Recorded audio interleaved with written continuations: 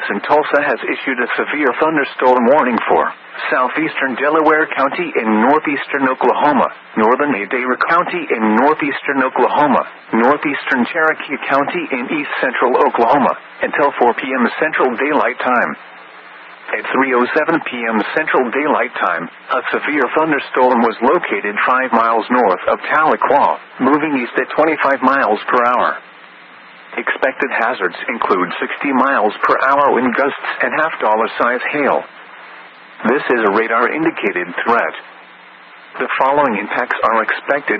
Hail damage to vehicles is expected. Expect wind damage to roofs, siding, and trees.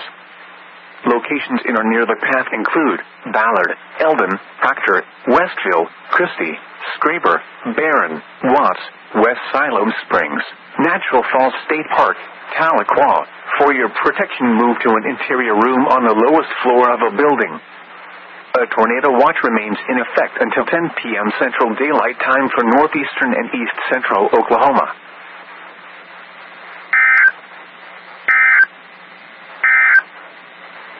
At 3 p.m.